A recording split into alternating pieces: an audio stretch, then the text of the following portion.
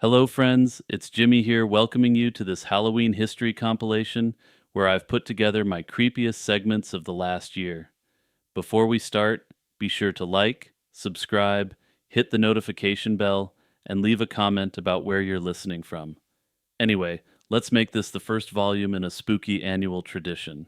In the shadowed forests of 16th century Germany, where folklore, faith, and the occult blended into one another seamlessly, power could be found in objects. It could be a blessed relic, a poisoner's vial, or, in the darkest of tales, a simple leather belt. But the belt we're going to discuss today was no ordinary girdle. According to the confession of Peter Stump, this was a gift from the devil himself. This was an infernal artifact that, when clasped around the waist, could peel back the skin of a man to reveal the monster beneath. This object is the key to understanding one of history's most terrifying werewolf trials, a story not just of a brutal serial predator, but of black magic and a pact with the Dark Lord himself. The tale begins not with a bite from a wolf or a curse from a witch, but with a choice. At the tender age of 12, Stump claimed he had already turned his back on God, dedicating himself to the study of sorcery, the occult, and all forms of dark arts. It was then, he alleged, that the devil appeared to him, promising to fulfill all his worldly lusts and desires in exchange for his immortal soul. The deal was struck, and the magical girdle was bestowed, granting him the power to become a wolf whenever he wished. This focus on a demonic pact and a magical tool is crucial. It immediately places Stump's case within the specific legal and theological framework of witchcraft. It was an era when everyone from peasants to emperors and popes were obsessed with the mechanics of harmful magic, or maleficium. The use of an instrument like a belt was also a feature often associated with male witchcraft, distinguishing it from the charms more commonly attributed to female witches. By confessing to this specific origin for his powers, Stump was a heretic, a sorcerer, and a willing partner of Satan all in one. His story unfolded in the electorate of Cologne, a German territory scarred by religious conflicts, plague, and famine. This was a world where the devil felt like a tangible, everyday presence, and accusations of sorcery were terrifyingly common. To his neighbors in the town of Bedburg, Peter Stump, whose name appears in historical records with various spellings like Stub or Stumpf, was a man of substance. He was a wealthy and respected farmer, a widower with 2 children, and, importantly, he was likely a Protestant. This public persona of a prosperous family man stood in stark contrast to the secret life he would later confess to. If his confessions are to be believed, he lived a life of unimaginable savagery that allegedly spanned a quarter of a century. His story cannot be separated from the violent and paranoid world he inhabited. The electorate of Cologne had just endured a conflict fought between 1583 and 1588 over religious control, with the Catholic faction coming out on top. This was the era of confessionalization, a period when one's particular take on the Christian faith, Catholic or Protestant, became a defining identity. Notably, the Archbishop of Cologne was one of the most important and influential people in the Catholic world, and unlike the Pope, was on the literal battle lines of the Reformation. And when I say literal here, I mean that the Archbishop very literally went to the front lines, where his cannons and mercenary armies crushed his enemies. In the conflict's aftermath, a fervent Catholic counter-reformation was underway, creating a climate of intense anxiety and suspicion, a perfect breeding ground for scapegoating. It was in this tense environment that a series of horrific crimes had terrorized the countryside for 25 years. Someone was out there preying on young people and defenseless women, and everyone believed that these attacks had a supernatural element to them. The confession attributed to Stump is a litany of horrors that seem to confirm the community's deepest fears. He admitted to slaying and consuming 16 people over this time period, including pregnant women. In fact, according to his confession, pregnant women were his favorite target because he could score 2 victories for Satan in one. To compound his monstrosity, he also confessed to committing indecent acts with his adult daughter, as well as a distant female relative. But there was more, and he admitted that he had even consumed his own son as the result of a direct command from the devil himself. Stump admitted that he had become the ultimate agent of chaos, devouring his own lineage to threaten the divine order of God and for the glorification of the armies of darkness. However, it's impossible to analyze Peter Stump's confession without first acknowledging the brutal reality of how it was obtained. His detailed account of diabolical pacts and bloody transformations wasn't given freely. It came only after he was stretched on the rack and threatened with even greater torments. In the legal system of the 16th century, in the Holy Roman Empire, this wasn't an illicit act of cruelty, but a sanctioned tool of interrogation, especially for someone accused of witchcraft. For a normal crime, which didn't threaten the natural order, such interrogation was actually highly illegal, though it still did happen. For exceptional crimes like witchcraft, though, all normal legal limits to obtaining a confession were removed. This meant the authorities and witch hunters could literally do anything whatsoever to a suspected witch to secure a confession. From their perspective, an honest Christian person would simply be given the power to endure the pain by God. And to clear up a common misconception, this didn't mean that the authorities didn't expect the innocent not to perish during the process. It meant that the individual's soul would be given divine strength not to confess under extreme duress, even if their mortal body failed them. These interrogations were solely meant to secure a confession, which was called the Queen of Evidence at the time, since it was believed that no one would falsely confess to a serious crime. A chilling contemporary parallel to Stump's confession can be found in the case of Johannes Junius, the burgomaster of Bamberg, who was executed for witchcraft in 1628. In a secret letter smuggled from his cell, Junius described how, under excruciating pain, he was forced to invent something about witchcraft. This letter described how he knew what the consequences of the confession would be, but that he simply couldn't endure the interrogation methods any further. Stump's confession almost certainly followed a similar horrifying script. Under this duress, Stump painted a vivid picture of his life in servitude to the devil. He claimed to have been given a succubus, a female demon in human form, as a mistress, a detail that firmly embedded his case within the established demonology of the time. This also made the case even more lurid, since this demonic creature was supposed to be unimaginably attractive and also down for absolutely anything, to use modern terminology. As a result of these confessions, his daughter and his succubus mistress were also rounded up, and they would be receiving similar fates as well. He described his wolf form in terrifying detail as well, focusing on the extreme power he had been given by the devil to carry out his evil deeds.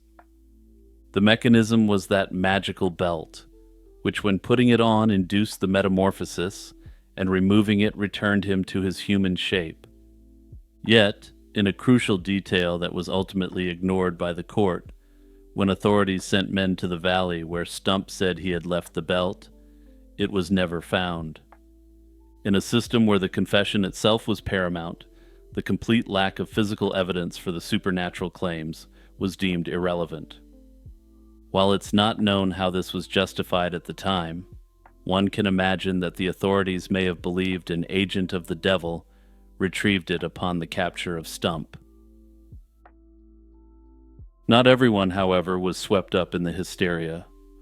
Hermann von Weinsberg, a respected alderman in Cologne, recorded the events in his private diary, and his account offers a far more skeptical perspective.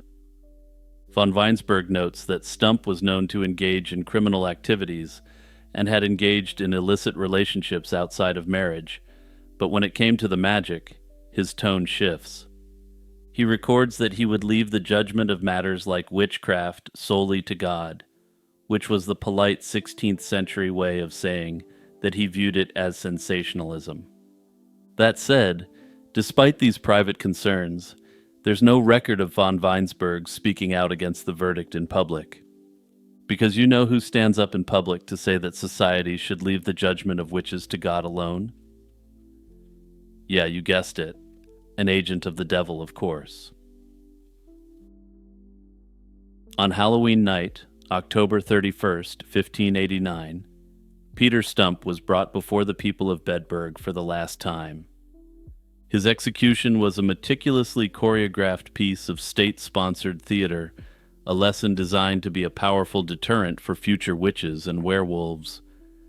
The brutality was purposeful, with each act carrying a symbolic weight, intended to ritually deconstruct the man from the monster. First, he was strapped to a large cartwheel, a device known as the breaking wheel. Then, with red-hot pincers, a witch hunter dug into his body in 10 separate places. This act was a physical manifestation of the pains of hell he had supposedly earned through his pact with Satan. Next, his arms and legs were systematically shattered with the blunt side of a wooden axe, destroying the limbs that had carried him on his rampages. Only after this agonizing process was he granted beheading, an act intended to show the mercy of justice, separating his human identity from the beast he had confessed to becoming. But even death was not the end, and his headless corpse was dragged to a pyre and burned, a final act of purification intended to ensure no trace of his evil could linger. Alongside him, the bodies of his daughter and his mistress, the alleged succubus, were also burned. The spectacle concluded with a final grotesque warning. Stump's severed head was impaled on a tall wooden pole with a figure of a wolf below it. This gruesome monument was put up for all to see, a permanent reminder of the fate that awaited anyone who dared to follow Stump's path. The story of this horrific day was not confined to Bedburg. Thanks to the relatively new technology of the printing press, sensational pamphlets and illustrated broadsheets detailing Stump's crimes and executions spread rapidly. They first went across Germany, then quickly into northern Italy and France, and then into England, ensuring his local notoriety would transform into international infamy. Over 4 centuries later, the question of who Peter Stump truly was remains unknown. In a world without the language of psychopathy, the devil and the werewolf provided a ready-made explanation for acts of inhuman violence that otherwise defied comprehension. His crimes, if real, were so monstrous that perhaps only a monster could have committed them. However, the historical context offers a more troubling possibility, one with fairly significant shades of Elizabeth Bathory's case, though on a much smaller scale. Stump was a wealthy Protestant farmer in a Catholic territory, still reeling from a religious conflict, a place where authorities were eager to reassert control. He was, in many ways, the perfect scapegoat. His brutal public destruction served as a powerful piece of propaganda, a warning to any who might challenge the re-established Catholic order. His trial could have been a politically motivated act, a werewolf hunt designed to eliminate a person of the wrong faith. Ultimately, regardless of his guilt or innocence in any of his actual crimes, the confession that sealed his fate is fundamentally unreliable. It was born of extreme suffering and agony, a narrative almost certainly shaped by the beliefs of his interrogators and his own desperate human need to make the pain stop. Hey everyone, it's Jimmy just reminding you to share this video with your friends and family and hit the hype button to help my channel grow. Also, don't forget to check out the video podcast, Lazy Chill History, by clicking the link in the description. I'll also pin that link to the comments section as well to make it even easier, so when you go over there, don't forget to follow as well. Imagine a moonless midnight on a lonely dirt crossroads in rural Mississippi. A young bluesman stands at the barren intersection, guitar in hand, desperate for a way to become great. According to legend, Robert Johnson was that man, and on this eerie night, a tall, mysterious figure approached out of the darkness. The stranger, said to be Satan himself, silently took Johnson's guitar, tuned the strings, and played a few haunting chords before handing it back. In that fateful moment, the story goes, Robert Johnson struck a deal with the devil, exchanging his very soul for otherworldly musical talent. When the phantom vanished into the night, Johnson was left standing at the crossroads with mastery of the blues, and a curse that meant his soul now belonged to the devil. It's a chilling tale that sounds like pure folklore, yet it has become one of the most enduring mysteries in American music history. How did this humble Mississippi musician come to be at the center of a supposed Faustian pact? And what truth lies behind the legend of the bluesman who bargained with the devil? To understand that, we must first meet Robert Johnson himself, the man behind the myth. Robert Johnson was no ordinary musician, at least not in retrospect. Born in 1911 in Hazelhurst, Mississippi, he lived in the heart of the Delta, the cradle of blues music. Johnson's early life was marked by hardship and restlessness. He was a small, slight young man with a hunger to make music, known initially for playing harmonica as a boy. However, his dream was to become a great blues guitarist and singer.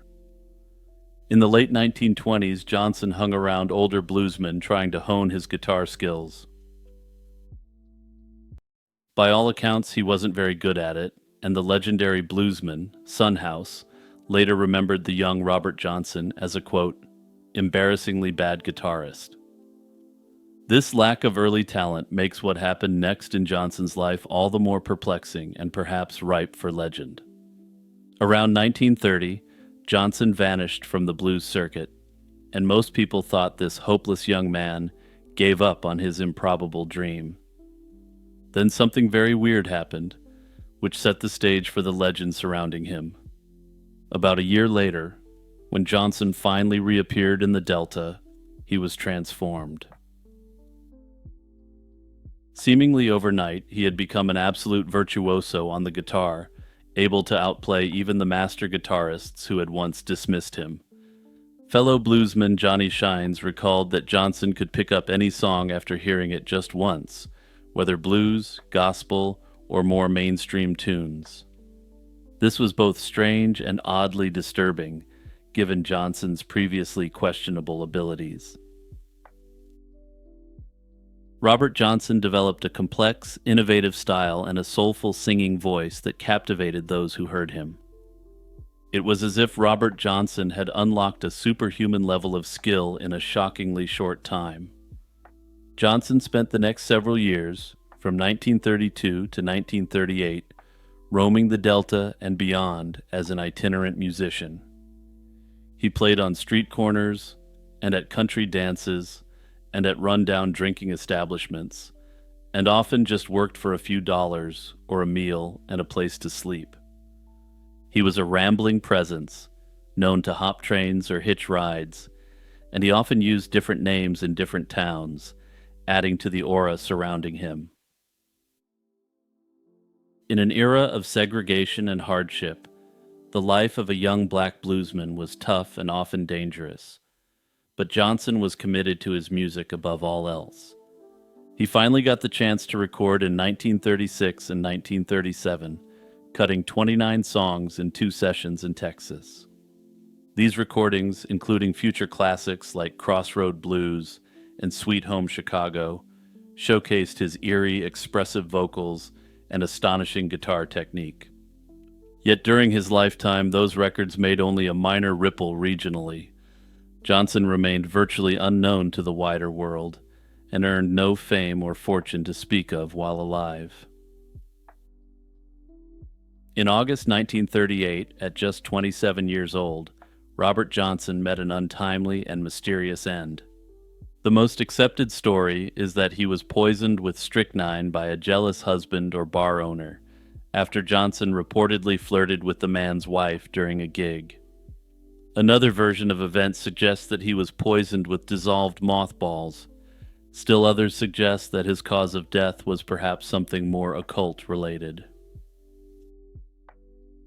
Whatever the case, what is known is that Johnson fell ill for days and died in painful convulsions near Greenwood, Mississippi.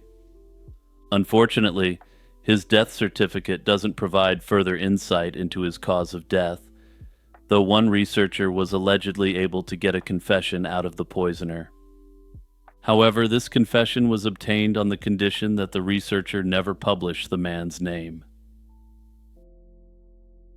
In the end, Johnson was buried in an unmarked grave, his passing barely noticed at the time. That could have been the end of what was, until then, his obscure story. But in death, Robert Johnson's music found new life. Long after he was gone, his records were rediscovered and hailed as masterpieces, influencing icons like Eric Clapton, Keith Richards, and Bob Dylan. By the 1960s, despite being unknown in life, Johnson was being hailed as the king of the Delta blues and was a near-mythic figure of American music lore. Central to that growing legend was the tale of the deal with the devil at the crossroads, a story that tried to explain how Robert Johnson became so extraordinary seemingly overnight. The legend of Robert Johnson's satanic deal is the stuff of pure Americana, a dark fable repeated and embellished for decades. In the popular version of the story, young Johnson's burning desire to be the greatest blues guitarist led him to a midnight rendezvous at a crossroads. Some say it was the junction of Highways 61 and 49 in Clarksdale, Mississippi, which is today marked by a trio of hanging guitars on a pole. Other locations have also been suggested, and while the exact location varies, the core myth is the same. Robert Johnson waited by the crossroads on a moonless night, guitar in hand, until the devil showed up to answer his prayer. In that moment, Robert Johnson's soul was sealed in a devilish bargain. In exchange, he was granted otherworldly mastery of the guitar, the ability to summon haunting melodies and soul-piercing blues whenever he played. The legend pointedly parallels the story of Faust, the man who sold his soul for knowledge and power. Here, the currency was the blues. Johnson walked away from the crossroads with the devil's tuning and a pact signed in blood, destined to become the unrivaled king of Delta blues. The cost of this varies in the telling, but every version accepts that eternal damnation is part of the deal, while other versions add that he would only ever achieve fame in death. It's easy to see why such a sensational story caught on. Johnson's rapid transformation from mediocre guitarist to virtuoso seemed almost supernatural to those who knew him. The Mississippi Delta in the 1930s was steeped in spirituality and superstition. People spoke in whispers about hoodoo magic, spirits, demonic pacts, and deals struck under midnight moons. The blues itself was often condemned by church-going people as the devil's music, sinful by nature. In Johnson's case, he literally sang about demons and hellhounds, which only added fuel to the fire. Songs like Me and the Devil Blues paint a portrait of waking up to Satan knocking on his door, and Hellhound on My Trail speaks of being chased by demonic dogs. It wasn't hard for listeners to connect these lyrics to the legend. And in his most famous track, Crossroad Blues, Johnson moans about going down to the crossroads and kneeling to beg for God's mercy. This is a haunting scene that many later interpreted as a reference to his midnight meeting with Satan. Under this interpretation, the song is based on Johnson going back to the same place where he made the deal with the devil to plead with God for his soul back. Whether Robert Johnson factually attempted to make a pact with the devil actually yields an answer that's much more unusual than you would expect. This answer also provides significant insight into the chilling aura that this bluesman cultivated in his own lifetime. While the Crossroads legend makes for a spooky origin story, researchers and those who knew Johnson have offered far more earthly explanations for his musical metamorphosis. For one, that year or two when Johnson disappeared from the music scene wasn't spent summoning demons, but dedicated to intense practice. But here's the thing. The practice Robert Johnson underwent was quite bizarre, and reads like something out of the origin story of a character from a horror flick. Johnson sought out a mentor, an older bluesman named Ike Zimmerman, who was renowned for his guitar skill.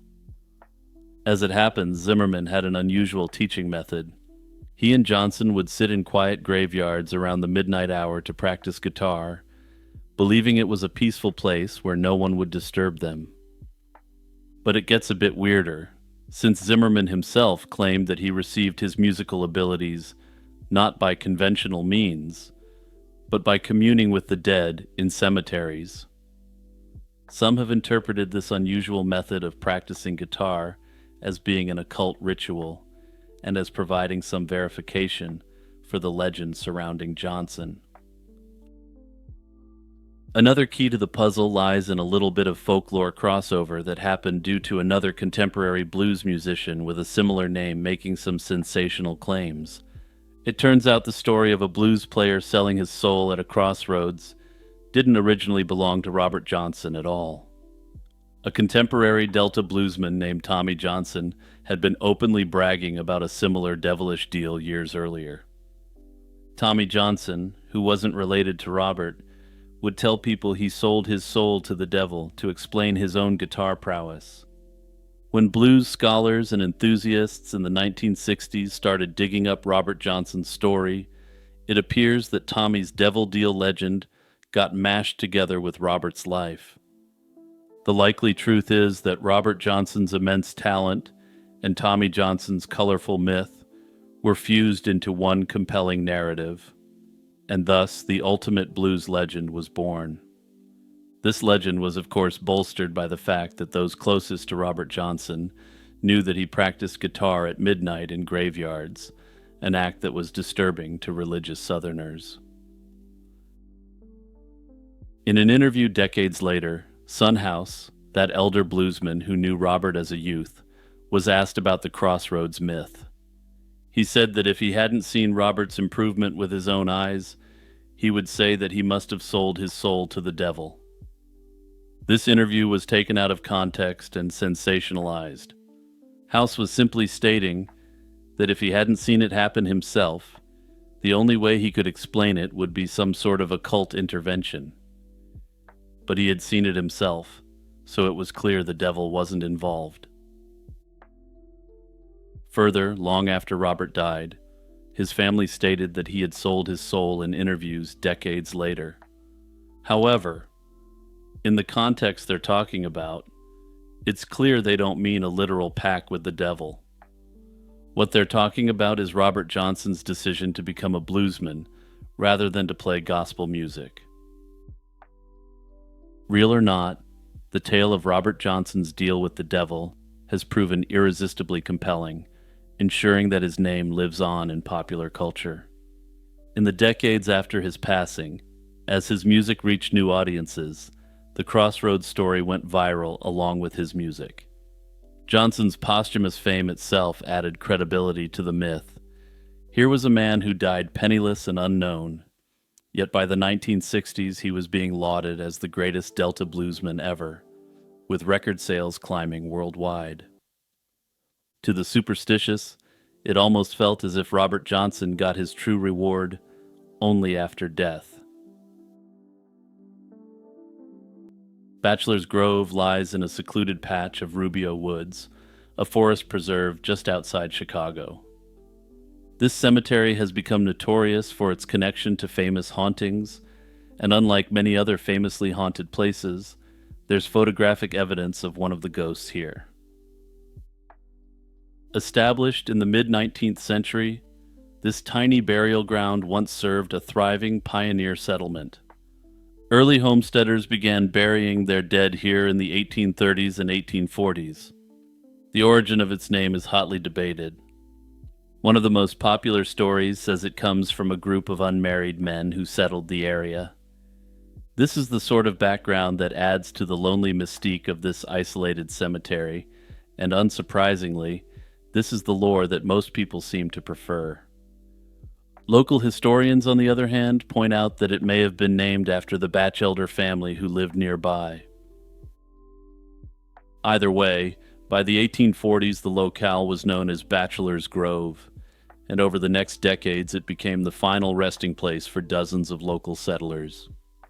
The first recorded burial dates to 1838, and interments continued into the early 20th century. As transportation routes shifted, the once busy settlement dwindled. A new railroad built in the 1850s bypassed Bachelor's Grove, luring residents and businesses to larger towns with train service.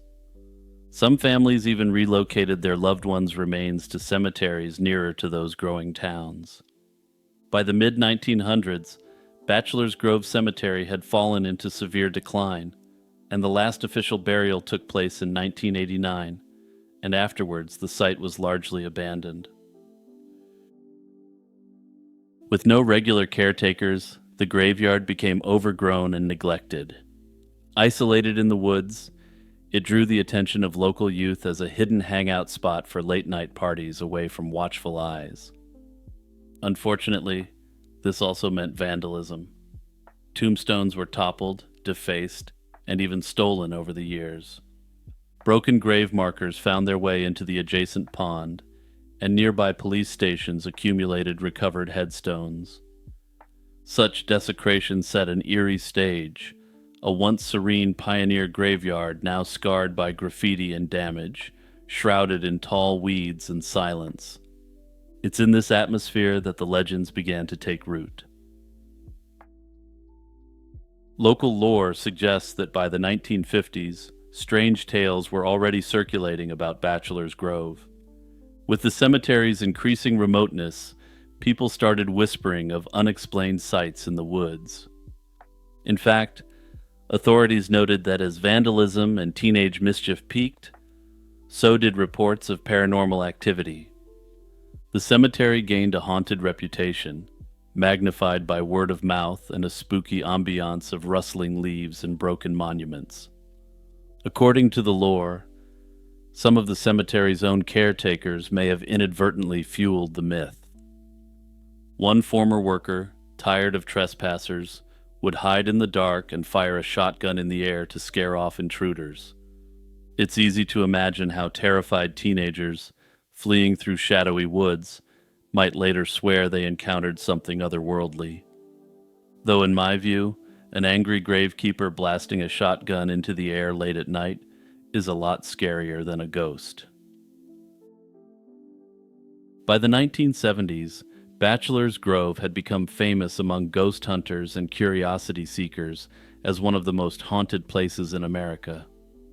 More than 100 different paranormal incidents have since been documented, a staggering number for a 1-acre graveyard. Over the decades, Bachelor's Grove Cemetery has become a hotbed of ghostly lore. Among the most enduring legends is the Phantom Farmhouse. Visitors have reported seeing an old-fashioned farmhouse glowing in the distance between the trees. The apparition is often described as a white 2-story house with a porch light appearing at night where no house truly stands. Startled witnesses say as they try to approach, the building shrinks or fades, ultimately vanishing when they get too close. This floating house has no confirmed historical counterpart on that exact spot, or even in the area. However, this ghost house pales in comparison to the true superstar of Bachelor's Grove. Perhaps the most famous specter here is the White Lady, often called the Madonna of Bachelor's Grove. This ghostly woman in white has been sighted drifting through the cemetery, sometimes cradling an infant in her arms. Many encounters occur on clear nights with a full moon. Witnesses describe her as wearing a flowing white dress or shroud, her face often obscured or downcast, as if in mournful search of something or someone. According to local legend, she's thought to be the spirit of a young mother buried in the cemetery next to her child. In fact, one of the remaining headstones simply reads, "Infant Daughter," and some tie this grave to the Lady in White's story. The connection between a mother and lost child, combined with the cemetery's tragic aura, gives this legend an emotional resonance. The White Lady of the Grove might have stayed just a typical ghost story, except that she was seemingly caught on camera. In 1991, a team of paranormal investigators with the Ghost Research Society visited Bachelor's Grove and captured a truly iconic ghost photograph. Using infrared film, they snapped a daytime image that, once developed, revealed a lone woman sitting on a broken tombstone. She appears in an old-fashioned gown with long hair, her form faintly translucent. The researchers who were there that day swore no living person was in the cemetery at that moment at that location. The photo was published in newspapers across America, as was the style at the time, and soon the Madonna of Bachelor's Grove went viral in paranormal circles. To believers, it was validation of the White Lady's presence, a ghost caught on film, gazing forlornly over her resting place. Skeptics proposed more mundane explanations, from photographic anomalies to an outright hoax. Whether this is a true image of a ghost or a clever hoax or some accidental anomaly, it remains the centerpiece of Bachelor's Grove lore. The Lady in White isn't the only apparition said to roam here. Shadowy figures are frequently reported along the lonely access path and among the trees. In the 1980s, visitors described seeing several figures in monk-like robes silently walking the grounds. By the time anyone approached, these mysterious robed silhouettes disappeared without a trace. Not all the eerie experiences involve full-bodied apparitions. Many visitors speak of mysterious lights and other sensory anomalies. Glowing orbs of light, often red or blue, have been seen flitting through the trees or hovering above tombstones at night. These ghost lights sometimes zip down the deserted trail and then blink out when pursued. Photographers over the years have also captured strange floating spheres or mists on film. Besides visual phenomena, people have reported disembodied sounds, including the echo of a baby crying in the distance and phantom footsteps on the gravel path. With so many ghost stories tied to one location, people naturally wonder what makes Bachelor's Grove Cemetery such a hotbed of hauntings. Everyone from paranormal investigators to hardcore skeptics have offered a range of theories.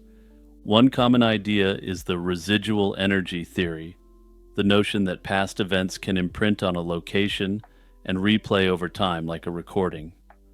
Bachelor's Grove, with its long history, could be rich in such imprints according to advocates of this theory. In this view, the phantom farmhouse and the Lady in White might be residual, rather than an interactive ghost. These manifestations don't respond to the living. They simply play out their eternal routines. In this theory, these are essentially NPCs playing out a scripted action over and over again. Another mystical hypothesis involves ley lines, invisible lines of geoenergetic force that crisscross the Earth in New Age and occult lore.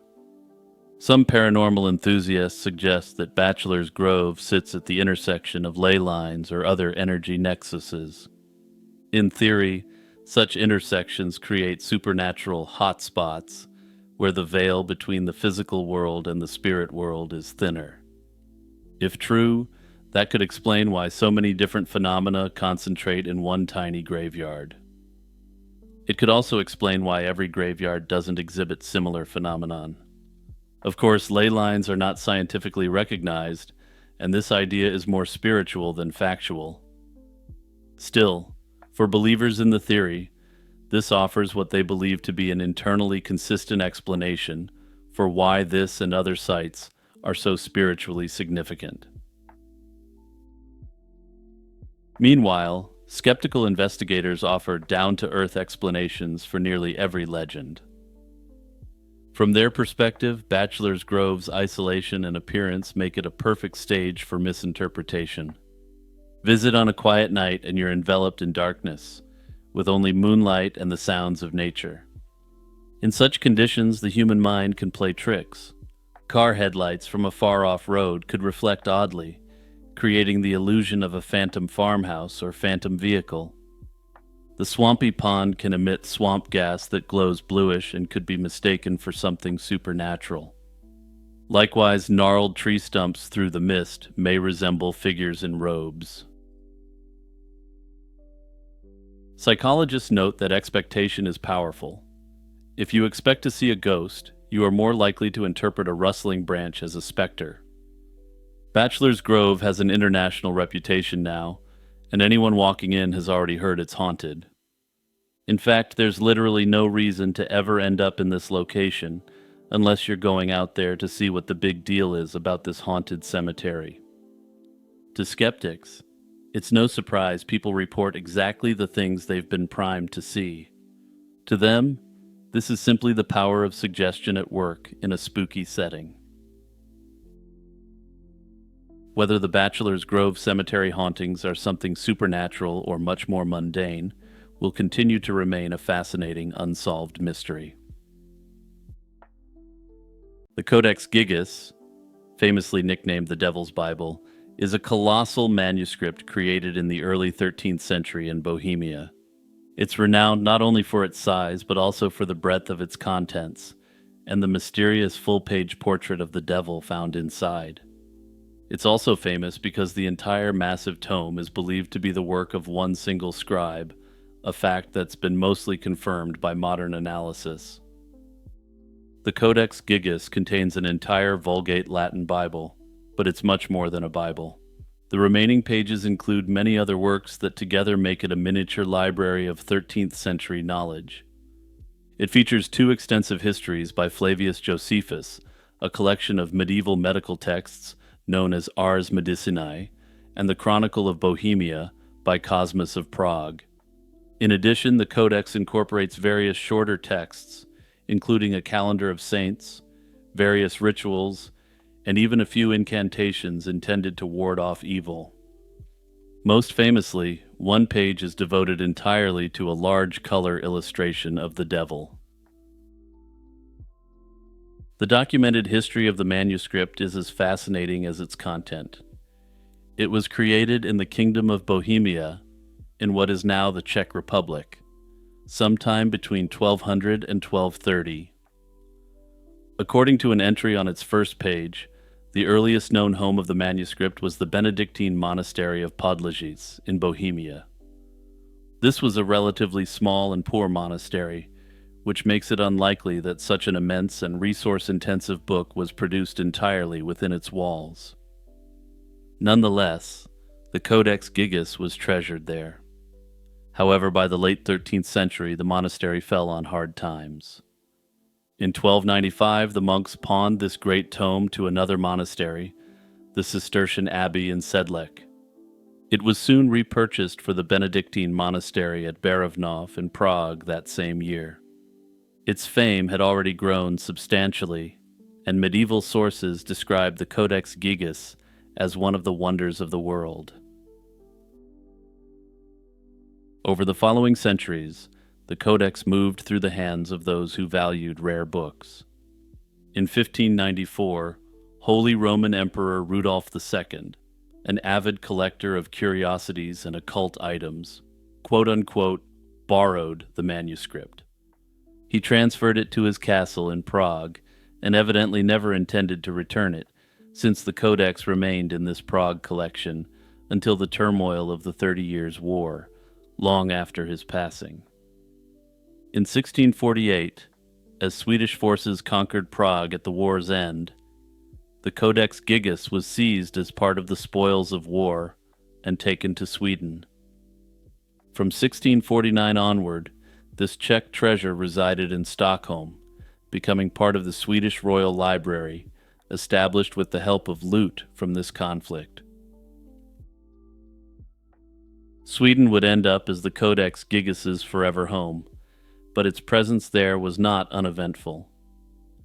On May 7, 1697, a great fire broke out in Stockholm's Trekroner Castle, which housed the Royal Library. In a dramatic rescue, someone saved the Devil's Bible from the flames by throwing it out of a window to the ground below. The hefty book survived, though according to one report it landed on a bystander and severely injured them. Following this close call, the manuscript was moved to a secure location. On New Year's Day, 1878, it was officially transferred to the National Library of Sweden in Stockholm, where it's been kept ever since. In modern times, the manuscript has occasionally traveled on special exhibit and even made its way to the Czech lands for a short period in the 21st century. In 2007, it was loaned back to Prague for several months, drawing large crowds eager to see the legendary Devil's Bible return to its place of origin after nearly 400 years. No account of the Codex Gigas would be complete without the eerie legend that clings to its origin. According to medieval lore, the manuscript was created by a single monk under extraordinary circumstances, with the help of the devil himself. The story goes that a Benedictine monk named Herman the Recluse broke his monastic vows and was sentenced to a particularly harsh punishment. He was to be walled up alive inside the monastery, perishing of hunger in complete darkness. Desperate to save his life, he promised that in one night he would create a book that would glorify the monastery forever, compiling all human knowledge into one volume. According to the lore, the abbot of the monastery agreed to these terms and said that if he could actually do this, he would be spared. So Herman, the reclusive Benedictine monk, immediately got to work. As midnight approached and the enormity of the task became clear, the panicked monk allegedly prayed not to God, but to the devil himself. In exchange for his soul, the devil agreed to aid him and finish the manuscript in a single night. With this infernal help, the monk miraculously completed the entire book by dawn, inscribing the full Bible and all the other texts at supernatural speed. To seal the pact, the devil left his likeness in the book, which became the large famous portrait of Satan himself on one of the pages. Thus, the giant tome gained the sinister nickname, the Devil's Bible, since people believed no mere mortal could have created it without diabolic assistance. While this origin myth is both famous and chilling, unsurprisingly, it has no basis in historical fact. It likely arose as an attempt to explain the awe-inspiring achievement that the work represents. The idea that one person could produce such a massive and comprehensive book alone seemed unbelievable to medieval observers, so a supernatural story took hold. In reality, analysis of the handwriting indicates the manuscript was indeed the work of a single scribe, but over a far longer period.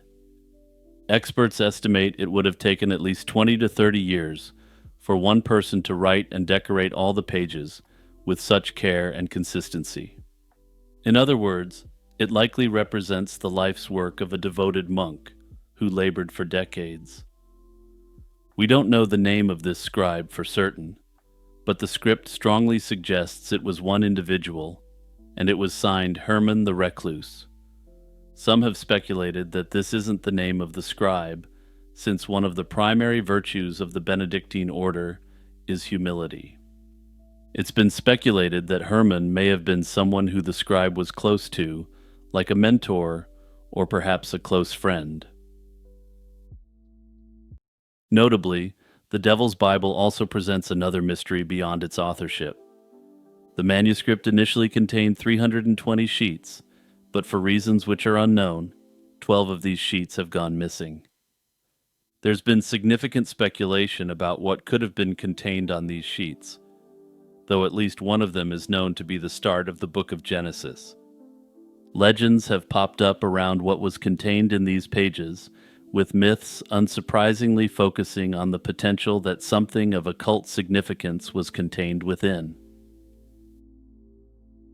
Beyond the myths, the Codex Gigas stands as a culturally and historically important artifact.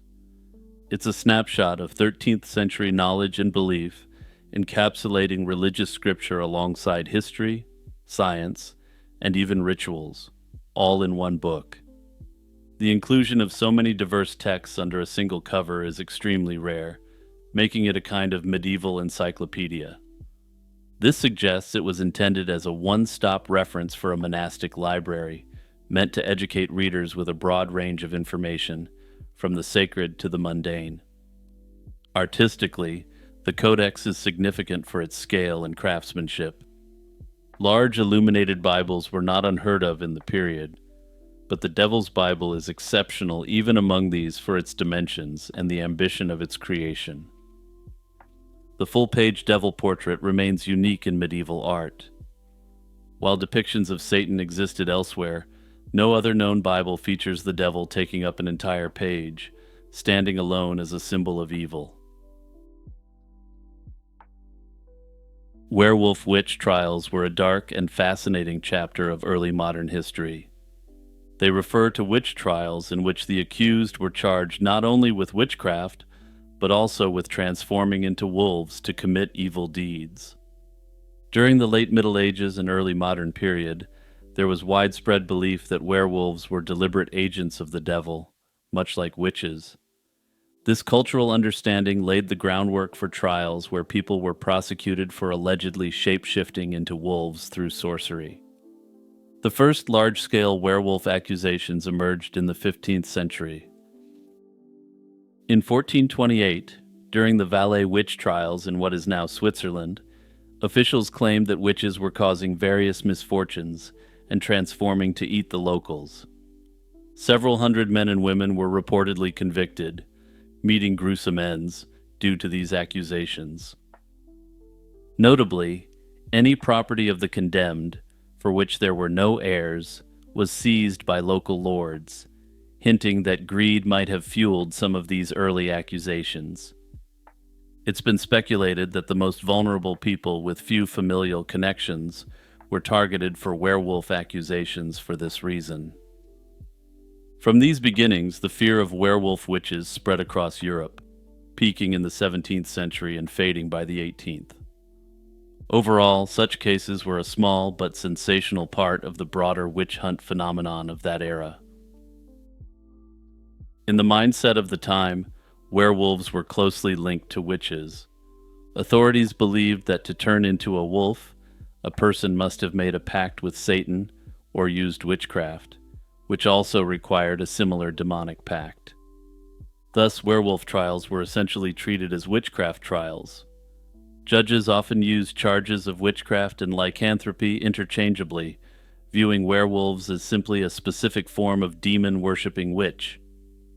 Manuals on witch hunting and demonology of the period, such as those by witch hunters like Henri Boguet in France, included sections on werewolves alongside other demons. Boguet himself claimed to have seen accused werewolves acting like beasts in the courtroom, and took this as proof of the devil's power over them. In short, to the courts of the 1500s, a werewolf was just a witch in wolf's clothing. This conflation meant that werewolf accusations flourished under the same conditions as witch accusations. People accused of being werewolves typically confessed to wild stories that mirrored popular witch lore. Many spoke of meeting a mysterious man in black, a common euphemism for the devil, who gave them a magic potion or wolf skin that allowed them to change form. They described attending midnight Sabbaths and then going on rampages while in beast mode. Such details were strikingly consistent across different trials, suggesting that the authorities and popular folklore supplied a script that the accused would ultimately be forced to follow. Historians have long questioned why the werewolf witch trials became popular in certain periods and regions. Several socio-political and religious factors are believed to have created a perfect storm. Early modern Europe was rife with upheaval. Bitter religious conflicts, wars, famine, and plague all ravaged communities. Amid such chaos, frightened people sought scapegoats to blame for their misfortunes. Just as witches were blamed for failed crops or illness, werewolves became a convenient explanation for unexplained violence. If a farmer found his livestock missing, or worse, or if someone went missing in the woods, a werewolf became a popular creature to blame. This was compounded by the fact that real wolf attacks weren't uncommon in rural Europe, so it was a small leap to suspect that some wolves weren't wolves at all. Rather, they may have been your neighbors, with secret identities, disguised to hide their true colors. Religious tension further fed these trials. In regions where the church was still striving to stamp out lingering pagan or folk beliefs, accusations of shape-shifting served as a weapon.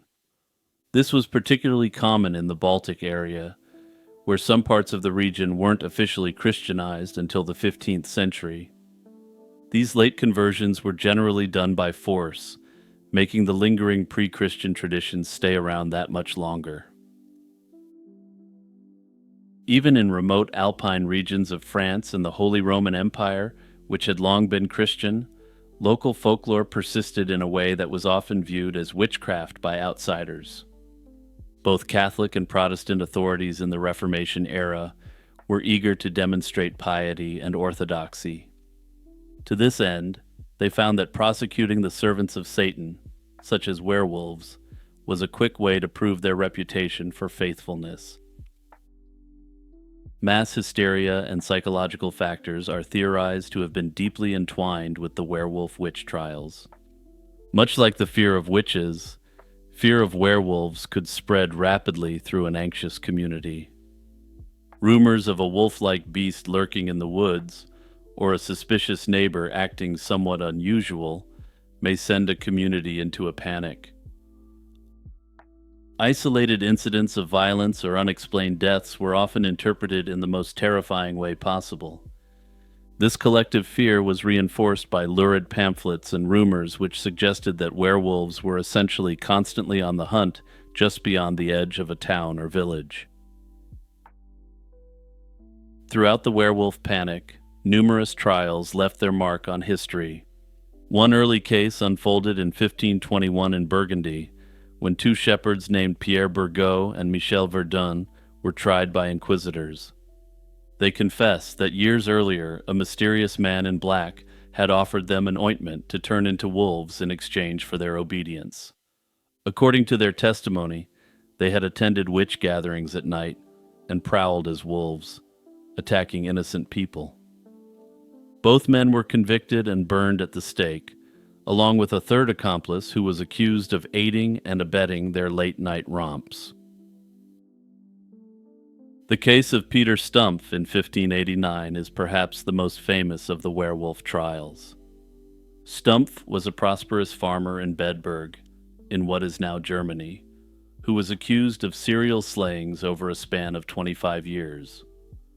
Under what I'll euphemistically call enhanced interrogation, Old Man Stumpf eagerly confessed to an extraordinary tale, which was taken at face value at the time. He said he had made a pact with the devil, who gave him a magic belt that allowed him to turn into a large wolf-like creature. In his supposed wolf form, he claimed to have eaten all manner of animals and people around town. The authorities made an example of him in a shocking fashion. Old Man Stumpf was broken on the wheel and then subjected to a variety of other horrors. As one final act of humiliation, his head was displayed on a pike as a warning to other potential werewolves. Meanwhile, in the eastern Baltic region of Livonia, modern Latvia and Estonia, Werewolf trials became surprisingly common in the 17th century. There, local folklore held strong beliefs in witches and werewolves, though the peasants saw werewolves as magical beings rather than Satan's servants. One famous Livonian case was that of Thies of Kaltenbrunn in 1692, an 80-year-old man, who I've previously discussed on this channel. Old man Thies freely admitted to being a werewolf, but claimed he was a good werewolf who traveled to hell to combat the minions of Satan. The judges ultimately let him go with a whipping and banishment, instead of the usual harsh punishment. By the 17th century's end, the werewolf craze had largely run its course. The latter part of the 1600s saw the rise of more rational and skeptical views among Europe's intellectual and ruling classes. Educated elites gradually stopped believing that the devil was literally transforming people into animals. The Enlightenment was also starting to take root, bringing with it a preference for scientific explanations over supernatural ones. What had been seen as evidence of diabolic possession began to be viewed as an illness or false confessions based on overly zealous interrogations. It's difficult to pin down exactly how many people fell victim to werewolf witch trials, because records are incomplete. That said, werewolf trials were much less widespread than the more common witch trials. In 1692, an elderly man named Thies of Kaltenbrunn stood before a court in Livonia, modern Latvia, and made a startling declaration. He was a werewolf, but not an evil one. He insisted he served God rather than the devil, claiming to be a protector of his community. He was a self-described hound of God who battled witches and even Satan himself to safeguard the harvest. At a time when werewolves and witches were commonly associated with diabolical pacts, this claim was baffling to the judges. Thies's trial took place in Jürgensburg, a town in Swedish-ruled Livonia, in 1691 and 1692. He was nearly 80 years old, and a local character whom nobles had long suspected of being involved in unusual activities. Initially, the court summoned Thies merely as a witness in a church burglary case, not to investigate witchcraft. However, Thies freely volunteered information about his lycanthropic adventures, even though it was unrelated to the burglary. He calmly admitted that he had been a werewolf, though he claimed to have given it up about a decade earlier, and began to describe an entirely different kind of werewolf lore. According to Thies's account, werewolves like him transformed into wolf form on 3 specific nights each year when the crops were ready to harvest. On those nights, he said, he and his fellow werewolves would journey down to hell. Hell, in Thies's telling, was not a fiery pit beneath the earth, but an underground realm reached through a swamp at the end of the sea near his village. In that infernal place, Thies claimed, witches and sorcerers in league with the devil were hoarding the community's grain, livestock, and other fruits of the earth. The werewolves' mission was to do battle with these malevolent forces, retrieve the stolen abundance, and restore it to the surface world. Far from feasting alongside the devil, Thies portrayed the werewolves as raiders in hell, snatching back morsels of food while dodging the devil's guardians armed with iron whips. The judges listened with a mix of intrigue and skepticism. Unaccustomed to hearing a self-professed werewolf insist he was on God's side, they pressed Thies for more details, perhaps hoping to expose some contradiction or diabolic trickery. Thies, however, was ready with colorful answers to almost every question. He described how a witch had once broken his nose with a broomstick during a hell-bound scuffle years earlier. In fact, it was an injury the court records corroborated, which is why he had previously appeared in court to accuse that witch in a different matter.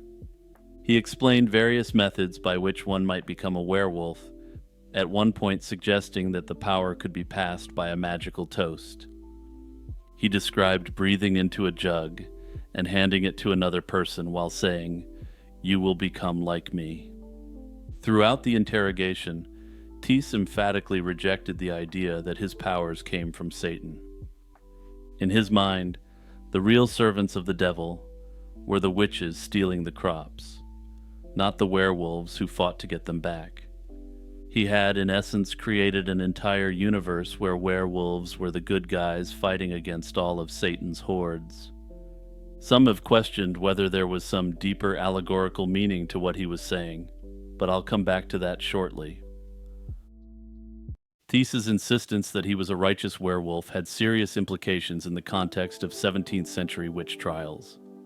Europe's witch hunt era was grounded in Christian authorities' belief that anyone trafficking in supernatural powers, be it witch, werewolf, or sorcerer, must be in league with the devil. In prior werewolf trials, such as the infamous 16th century cases in France, accused werewolves like Pierre Bourgault and Michel Verdun admitted to heinous crimes under the devil's influence. Against this backdrop, Thies's claim to be fighting against the devil was virtually unheard of. By asserting a godly purpose for his shape-shifting, he challenged the binary thinking of the era that cast all occult or magical activity as inherently satanic. The court in Jurgensburg struggled to make sense of Thies. They even summoned the local Lutheran pastor to admonish the old man and urge him to repent for his sin of being a werewolf. Thies would not back down and come to heel. He flatly refused to confess to any evil or express remorse, maintaining that he had done good work. He refused to acknowledge the authority of the pastor, claiming that the pastor had never actually done any real combat against the forces of the devil. Such defiance of church authority, especially coming from a peasant, was extraordinary. In the end, the court found Thies guilty of heresy, essentially for espousing beliefs that could turn people away from Christianity. This was a notable verdict. He was not convicted of witchcraft or lycanthropy per se, since he claimed no diabolic pact, but of promoting a heterodox narrative.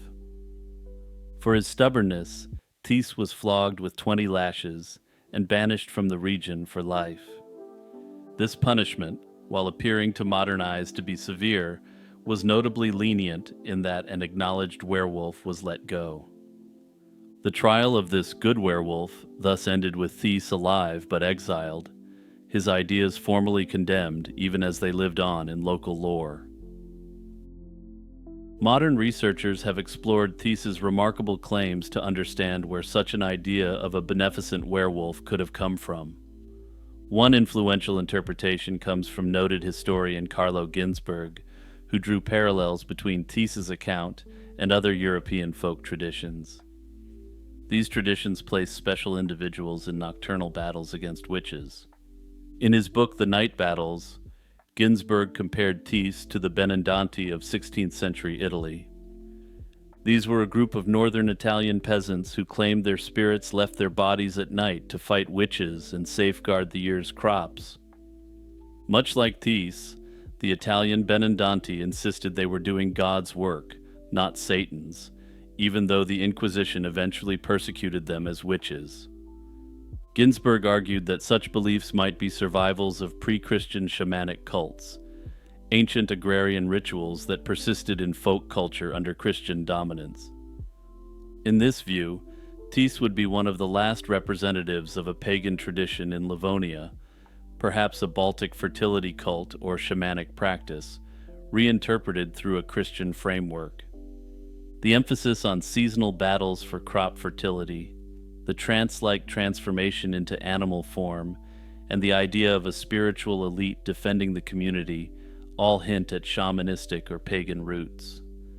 Further, the court documents report that he was known to the locals as Old Thies, indicating that he likely held an informal position as a wise elder to the local peasants. That said, not all scholars agree with Ginzburg's hypothesis of an unbroken pagan survival. Some have critiqued the idea as too simplistic, cautioning that we should be careful about projecting a single ancient tradition behind Thies's testimony. Werewolf beliefs varied widely across Europe, and what happened in Livonia might have been a more recent cultural development. Others have suggested it may even have been a personalized belief system of Thies and his local peasant community. What is clear is that Livonia had a reputation in early modern Europe for werewolf lore. Throughout the 1600s, accounts of Livonian werewolves circulated in learned texts, and the region's remote forested landscape likely fed the imagination of both locals and outside writers. Thies's story may have drawn on elements of local folklore, for instance, Baltic legends about wolf spirits. This may have combined with his own experiences and perhaps even a bit of inventive storytelling when pressed in court. Beyond questions of ancient tradition, modern scholars also see Thies's good werewolf as a symbol of resistance and subversion in a time of strict social and religious hierarchy. Some interpretations emphasize the social context of Livonia. In the 17th century, this was a highly stratified society, ruled by a Baltic German landowning class over a native Latvian and Estonian peasantry. Some scholars believe that the entire story was understood by the judges not to be a serious confession of lycanthropy, but rather, in essence, a social commentary. In this view, in his testimony, what he was really describing were the rich landlords as evil witches and humble godly peasants as werewolves who preserve the harvest. This reading sees Thies's werewolf identity as a kind of subversive cultural tradition, a way for an oppressed class to frame their struggle in familiar folkloric terms. In other words, if the ruling class feared the locals as wild werewolves, Thies's response was, yes, we are werewolves, but we're on God's side and we protect our own against your evils. This interpretation, of course, is not universally accepted, but it does potentially offer meaningful insight into why this holy werewolf was let off comparatively easy. On the night of March 19, 1919, the city of New Orleans was alive with the sounds of music. It was St. Joseph's Day, a holiday of deep significance to the city's large Italian population, but the music that filled the humid air wasn't one of quiet reverence. From the grandest dance halls to the most humble houses, the raw, improvisational energy of jazz spilled out into the streets to ward off what they believed to be an otherworldly threat.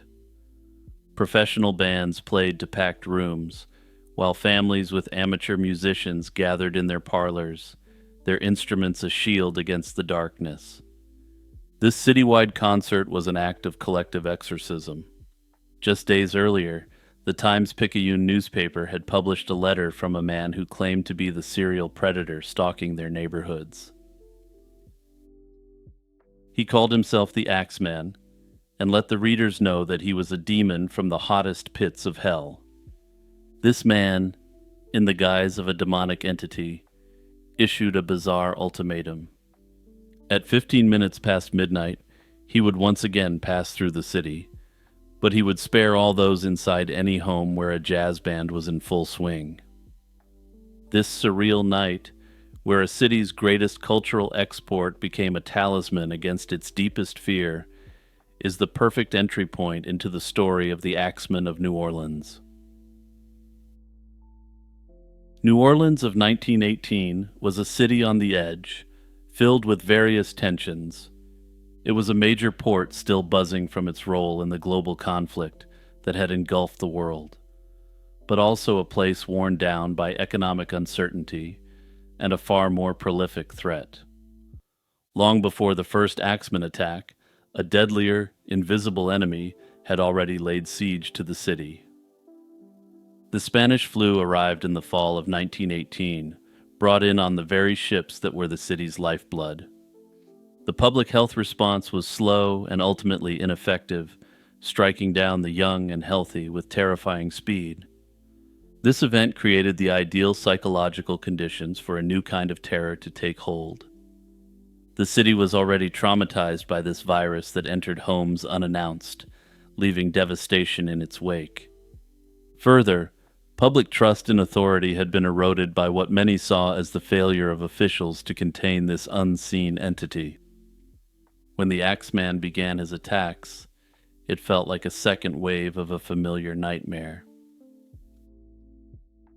He too was an invisible threat who violated the sanctity of the home, and his own letter to the press even claimed he was an invisible stalker who struck in the night. Yet, amidst this atmosphere of extreme anxiety, New Orleans was also giving birth to something vibrant and new. In the late 19th century, a new kind of music was forming, and it was the perfect fusion of the African, European, and Caribbean traditions that permeated the city. This music, which we would come to know as jazz, would be the only thing that could soothe the soul of this beastly predator. And it's very important to keep this connection to jazz in mind, because the most compelling theory of who this unseen predator was turns pretty heavily on this form of music. The Axeman's story is inextricably linked to the story of Sicilian immigrants in New Orleans. Beginning in the late 19th century, a massive wave of Sicilians arrived in the city, fleeing poverty in their homeland for the promise of work on Louisiana's sugar and cotton plantations. New Orleans became a primary port of entry, and by the time of the Axeman attacks, its Italian-American population was second only to New York City. These immigrants established a vibrant community in the lower French Quarter, an area that soon became known as Little Palermo. Crucially, many did not remain laborers for long. Through incredible hardship and thrift, they followed a common trajectory from the plantation fields to entrepreneurship. They opened small businesses, most notably corner grocery stores. By 1920, Italian-owned businesses accounted for half of all grocery stores in the city, and they were a visible and vital part of every neighborhood. This rapid economic success, however, came at a price, and some theorize that individuals like the Axeman would target this group for attacks due to this success. The Axeman's spree began on May 23, 1918, and immediately established a chillingly consistent pattern. The perp would gain entry to his victims' homes, which were often connected to their grocery stores, by chiseling out a panel on a back door. He would then select a weapon from the premises, usually an axe, and attack his victims as they slept. Robbery was never the motive, and money and valuables were consistently left untouched. The first victims were Joseph and Catherine Maggio, who were found brutally eliminated in their apartment. Joseph's throat had been cut with a straight razor before both he and his wife were bludgeoned with an axe. Over the next year and a half, the attacks continued, each one adding to the city's growing panic. The terror reached a new peak in March 1919, when the perpetrator crossed the Mississippi River to the suburb of Gretna and attacked the Cortimiglia family. Charles and Rosie Cortimiglia were gravely injured, and their 2-year-old daughter, Mary, was slain. The final string of attacks occurred between August and October 1919, ending with the brutal and fatal attack on a grocer named Mike Pepitone. And keep this victim in mind, because he's going to come up again shortly. And then, as mysteriously as it began, the reign of terror stopped, the Axeman having claimed as many as 17 victims in just under 2 years. The police investigation was, from the beginning, a catalog of failures that reflected the city's deepest social fractures. The New Orleans Police Department of the era was notoriously corrupt and lacked any modern investigative techniques whatsoever. Forensic science was in its infancy, and crime scenes were often poorly managed. In the Maggio case, for instance, the weapon was found on a neighbor's lawn only after an incomplete initial search of the home. The concept of a serial predator was also largely foreign to the police of New Orleans. Most investigators simply couldn't accept that one man could be behind these attacks, potentially with no motivation beyond the thrill of taking another life. However, interestingly, One investigator did go on the record saying that he believed that the Axeman was one single figure with a Jekyll and Hyde personality. Other potential motivations, such as prejudice towards the city's Italian community, were also ignored. The cops primarily focused on the potential that the attacks were a vendetta within the Italian community. Italians coming to America and bringing along vendettas from the old country was a popular narrative in the media at the time, and the investigators bought into it fully. Ultimately, against this backdrop, it's perhaps completely unsurprising that the phantom attacker was never caught. Over the century since the attacks, three main theories about the Axeman's identity have persisted. The most popular theory at the time was that the attacks were mafia-related, either vendettas or Black Hand extortion attempts gone wrong. And just by way of background, the Black Hand were extortion groups from Italy who targeted Italian and Italian-American communities. However, unlike the mafia, they were only very loosely organized in any meaningful sense. However, experts then and now have largely discounted this. The mafia used guns, not axes, and they didn't leave survivors, as the Axeman frequently did. That said, these Black Hand groups are potentially a more likely culprit, since unlike the mob, anyone could claim to be part of the Black Hand. It was simply a label some criminals used to make themselves much more intimidating to their potential victims of extortion. The second theory is that the Axeman was a lone, psychologically disturbed individual. He may have been motivated by his extreme Italophobia, or he may have seen them as a marginalized community that could be more easily targeted. Another variant of this theory draws on the evidence of the letter, and suggests that the Axeman may have been conducting sacrifices or occult rituals. However, the records from the crime scenes don't appear to show any direct evidence of occult involvement. Further yet, it's not even clear that the letter itself was sent by the Axeman himself. The third theory centers on a single compelling suspect, Joseph Mumfre. Mumfre was a known criminal who ran a blackmailing gang that targeted Italian business owners. The most damning evidence against him emerged years after the attacks had stopped. In 1921, the widow of the Axeman's final victim, Mike Pepitone, was living in Los Angeles. Mumfre tracked her down and allegedly threatened to, quote, do what he did to her husband if she didn't pay him. She didn't feel like paying up and happened to be armed at the time, so she started blasting. She later told police that she recognized Mumfre as a man she had seen lurking near her home on the night of her husband's slaying. Notably, Mumfre was also something of an entrepreneur and happened to be the quote-unquote manager of a number of local jazz bands. The letter to the newspaper forced households and establishments to book jazz bands, and sales of jazz sheet music went through the roof. Mumfre, in essence, may have turned the art form of jazz itself into a disturbing element of a protection racket. While the evidence is entirely circumstantial and his guilt is still debated, the case for Joseph Mumfre as the Axeman is ultimately quite strong. There are, of course, others who have speculated that there never really was a New Orleans Axeman, and that the entity itself was a creation of the media. However, what historians have agreed is most likely is that the media attempted to tie in additional victims of crime to sell more papers. After all, reporting on an Axeman attack was more likely to move a paper than a regular run-of-the-mill attack, so the financial incentive and motivation was there. Whatever the case, the Axeman was never caught, and his identity was never confirmed, leaving behind yet another occult scar on the disturbing and dark history of New Orleans. Hey everyone, it's Jimmy, just reminding you to share this video with your friends and family. Also, don't forget to check out the video podcast, Lazy Chill History, by clicking the link in the description.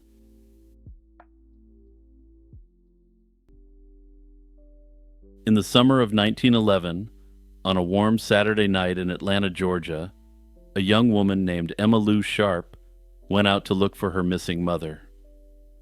20-year-old Emma Lou was worried as she walked the dark streets, knowing a dangerous menace lurked in the city's black neighborhoods.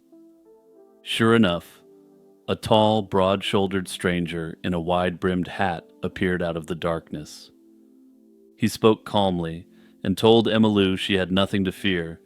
He didn't harm girls like her. Then, in an instant, the man lunged and stabbed her in the back before disappearing into the night. Bleeding and terrified, Emma Lou managed to stagger away and survive. But not far from where she was attacked, her mother, 40-year-old Lena Sharp, lay dead. Her throat cut so deeply that she was nearly beheaded. Atlanta had a serial predator on its hands, one so brutal and elusive that the press would soon dub him the Atlanta Ripper. Atlanta in 1911 was a booming southern city proudly advertising itself as the capital of the New South, and effectively the business capital of the South. Notably, black-owned businesses and colleges catering to black students were growing at a rapid pace. But for most black residents, life was harsh and segregated. Many members of the black community in the city were also recent arrivals from rural regions and were far away from their family and the rest of their social connections. In this fraught atmosphere, crimes against black people often didn't receive meaningful attention from the authorities or media. The first slaying that drew notice occurred on May 28, 1911, when a woman named Belle Walker failed to return home from her job as a cook. Her body was found the next morning near her house, her throat slashed by an unknown assailant. The gruesome slaying got only a brief mention in the city's newspapers. 2 weeks later, on June 15th, another black woman was brutally attacked. 22-year-old Addie Watts was struck in the head with a brick and left in some bushes with her throat cut. This second attack in such a short span set off alarm bells, and a local paper published a story claiming there was a, quote, butcher stalking the streets. The article claimed a, quote, insane criminal might be prowling the city and drew a direct comparison to Jack the Ripper. The idea seemed implausible at the time, but as more victims surfaced, it began to seem more likely. Over the next several weeks, one Saturday night after another brought news of another slain woman. Nearly every victim fit a pattern. Young black or mixed-race women, often in their early 20s, attacked while walking alone at night. Each was found with her throat viciously slashed, and some victims' bodies showed signs of horrific mutilation. By early July 1911, at least 8 women had been slain in this manner. The attack on Emma Lou Sharp and her mother Lena on July 1st, 1911, finally convinced even the skeptics that a serial predator was likely on the loose. Newspapers that had earlier downplayed the crimes now featured them prominently, perhaps in hopes of using lurid stories to sell more papers. Significant pressure on the police mounted as prominent, wealthy white families exerted pressure on them to solve the case. These families weren't necessarily upset about the crime spree, but rather the fact that their black female employees started to leave work early or refused to show up at night.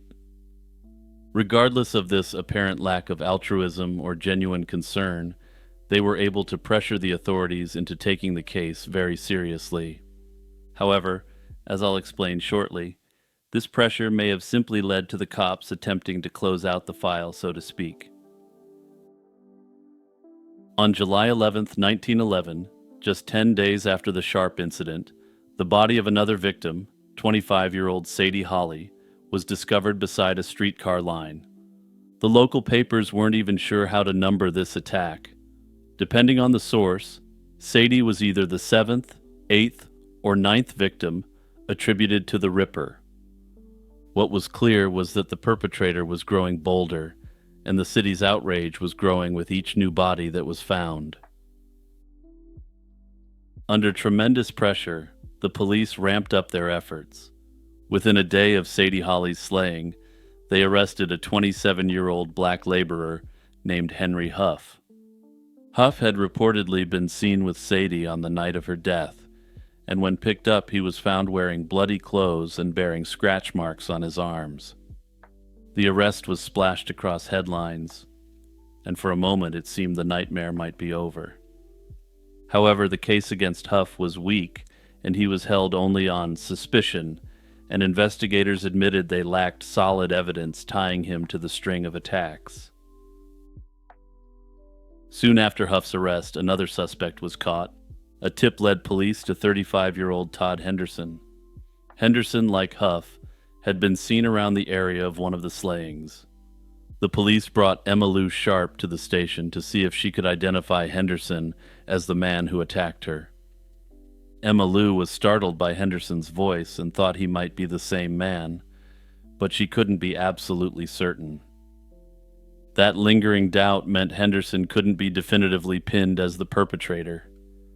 Henderson didn't do himself any favors. He made an off-color remark that if he were Jack the Ripper, he would have eliminated his own wife first. The police ended up presenting both Huff and Henderson to a grand jury, essentially hoping the jurors might decide whom to indict for the slaying of Sadie Holly. Throughout August 1911, with Huff and Henderson locked up, the attacks unfortunately continued. In late August, another young woman was found with her throat cut in a rail yard on Atlanta's west side. Then in November 1911, 15-year-old Minnie Wise was discovered slain in an alley in the style of the Atlanta Ripper. These attacks occurred while the two main suspects were behind bars, suggesting that neither Huff nor Henderson was the true Ripper unless a copycat was at play. Both men were eventually released without charge. In early 1912, with the investigation stalling, some authorities floated alternative theories. A Fulton County grand jury concluded that the so-called Atlanta Ripper might be a myth.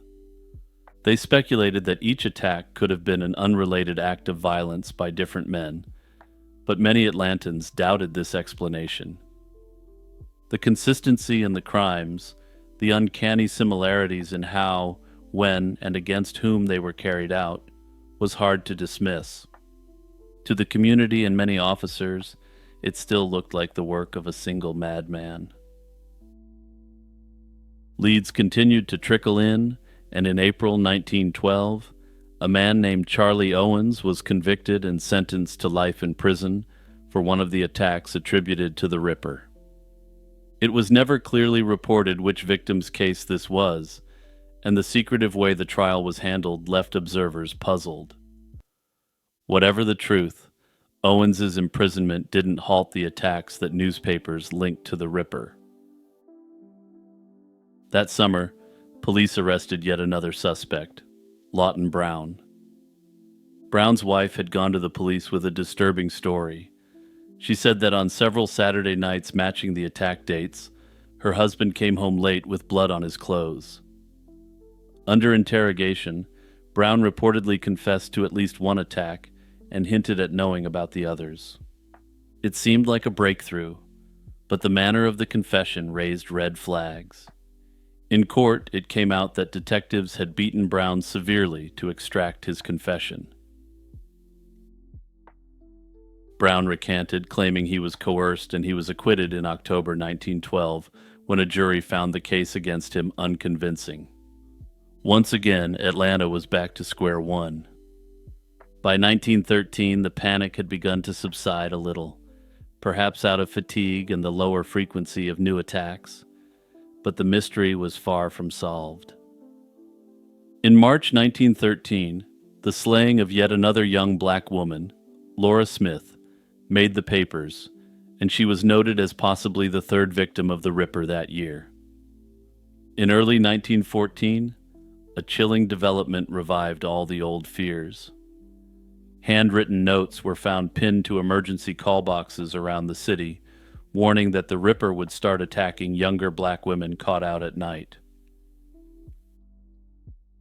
Soon after, several more women were attacked and slain in familiar fashion, bringing the total toll attributed to the Atlanta Ripper to somewhere around 20 victims in all. And then, as mysteriously as it all began, the attack stopped and never resumed. After 1914, no more slayings were linked to the Ripper's spree. The nightmare that had terrorized Atlanta for 3 or 4 years simply evaporated without any satisfactory conclusion. Over a century has passed, and the Atlanta Ripper case remains unsolved. No single suspect was ever definitively identified as the perpetrator, and no one was convicted for the majority of the attacks. After the attack stopped, the authorities rapidly lost interest in wrapping up the investigation, and the case went cold. Contemporary analysis has strongly considered that the Atlanta Ripper might not have been a lone wolf at all. It's possible that multiple perpetrators used the Ripper's brutal methods as a cover for their crimes. Some have suggested it could have been a group that actually communicated and conspired with one another. Others have suggested that as the hysteria built, copycats could simply employ the widely known methods of the Ripper to provide cover for their crimes. Under this theory, these individuals may have simply used it as a cover to attack those close to them without the usual scrutiny that would bring. Others maintain it truly was one man who vanished from Atlanta by 1915, explaining why the attacks ceased so suddenly. Ultimately, the truth of this case is unlikely to ever be known. Late at night, on a desolate stretch of Archer Avenue southwest of Chicago, just outside the city limits, local drivers have often told the same unsettling story. They pick up a young female hitchhiker, a pale girl in a white party dress, who quietly asks for a ride. But as the car nears the gates of Resurrection Cemetery in Justice, a village just outside Chicago, the mysterious passenger suddenly disappears. For nearly a century, this vanishing hitchhiker has come to be known as Resurrection Mary, and is perhaps the region's most famous ghost. The legend's origin story is typically set in the early 1930s. As it's often told, a young woman named Mary spent an evening dancing with her boyfriend at the Willowbrook Ballroom in suburban Willow Springs. After a heated argument with her date, Mary stormed out into the night, walking home along Archer Avenue in her white dress and heels. On that fateful walk, she was struck by a motorist and left for dead, with the driver speeding off into the darkness. Mary's grief-stricken parents later buried her in Resurrection Cemetery, still wearing her beloved white gown. With her life cut short so suddenly, it's said that Mary's restless spirit began wandering the roadside, trying to find her way home. According to the lore, reports of a ghostly hitchhiker near Resurrection Cemetery soon emerged. By the mid-1930s, local residents were whispering about a pale young woman seen wandering Archer Avenue at night who would inexplicably vanish. One of the earliest detailed encounters occurred in 1939. A Chicago man named Jerry Pallas claimed he met a pretty blonde woman one evening at a neighborhood dance hall on the south side of Chicago. She said her name was Mary, and Jerry and Mary danced all night long. He then offered her a ride home, and as they drove along Archer Avenue, Mary asked him to stop by the cemetery. He pulled over by the gates of Resurrection Cemetery, and at that moment the young woman suddenly disappeared from his car. Stunned, Jerry realized that she had simply vanished into thin air. The next day, bewildered and curious, he went to the address Mary had given him during their conversation. There, he was shocked to learn that the real Mary, whose photograph he saw in the home, had died several years earlier and was buried in Resurrection Cemetery. Jerry Pallas's story, with its uncanny revelation, became the first widely circulated testimonial that gave the ghost a name and a human backstory. The 1970s produced multiple reports that closely mirrored the initial story. In 1973, for example, a cab driver came into an establishment across the street from Resurrection Cemetery, terrified and asking about a young woman in a white dress. He said that she had fled his taxi without paying, but how she left the cab was the real mystery. He swore he had picked up a hitchhiker who asked to be let out by the cemetery, and then she simply vanished from his cab. According to the legend, he was informed that he had just had a run-in with Resurrection Mary. In 1976, another notable incident made headlines. A passerby reported seeing a woman locked inside the cemetery gates. When police arrived, they found the heavy wrought iron bars of the gate bent wide apart. Eerily, the bars appeared to have scorch marks and what looked like hand imprints, as if someone had forced them open with some sort of inhuman strength. However, cemetery officials maintained that a truck accident likely caused the damage, but many locals had their doubts. Throughout the late 1970s, several drivers on Archer Avenue claimed that they nearly hit a running girl in a white dress, who then was nowhere to be found. Sightings continued into the early 1980s, though they became less frequent over time. In 1980, it was said that dozens of people spotted an apparition matching Mary's description along Archer Avenue on the same weekend. Some claim that this was likely a prank, played by local teens, but others speculate that this was a period of intense importance to the ghostly woman. Another notable report, possibly the last high-profile case, came in 1989. That year, a motorist and his friend claimed they struck a young woman who ran in front of their car near Resurrection Cemetery.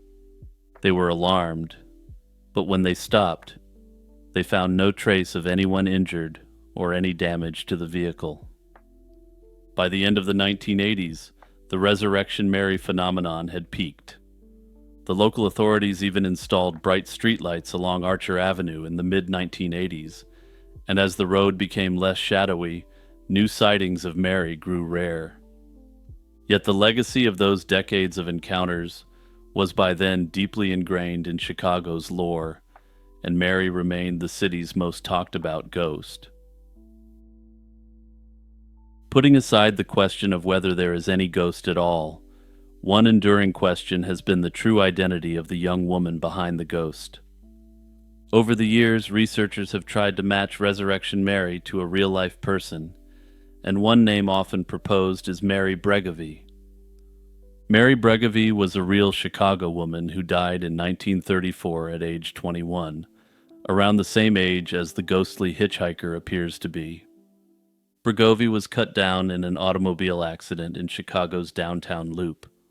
She was known to be a fan of dancing and nights out on the town, and it's recorded that she was laid to rest in Resurrection Cemetery. These parallels, the timing of her passing, her love of dancing, and her burial at the same cemetery, led many to suspect Bregovy could be the spirit in white. Jerry Pallas's famous 1939 encounter also lines up with Bregovy's timeline. After all, when he went to the address, he learned that Mary had been dead for 5 years. That span matched the time since Bregovy's 1934 death. All of this made Mary Bregovy a compelling candidate for Resurrection Mary's true identity for a long time. However, not everyone is convinced that Bregovy is the ghost. There are some notable inconsistencies, such as the fact that the ghost is usually described as blonde, while Mary Bregovy had dark hair. Notably, Bregovy's fatal accident also took place miles away from Archer Avenue. Another prominent theory points to a girl named Anna Maria Norkus. Anna was a teenager in 1927 when she perished in a car crash while returning home from an evening of dancing with her family. The accident happened not far from the area, and she had light blonde hair, more in line with the usual Resurrection Mary description. All that said, Anna Maria was a younger teenager, which doesn't line up with the usual description of Resurrection Mary as a woman in young adulthood. Others support the idea that Resurrection Mary isn't a single entity at all, but numerous young women who have been buried in the cemetery under tragic circumstances. Whatever the case, the story of Resurrection Mary remains likely the most well-documented ghost story in Chicago's history. One moonlit night in medieval Ireland, a lone priest traveling through the woods of Ossory was confronted by a chilling sight. From the darkness emerged a great wolf, but instead of attacking, the beast spoke with a human voice. The wolf pleaded for the priest's help, begging him to give last rites to its dying mate. This was no ordinary fairy tale or fireside legend. According to a 12th century chronicler, this encounter really happened in the wilds of Ossory. The tale of the werewolves of Ossory, humans cursed to live as wolves for years at a time, has become a key part of Irish lore and continues to fascinate historians and folklorists alike. What were these werewolves, and why did medieval writers take their story so seriously?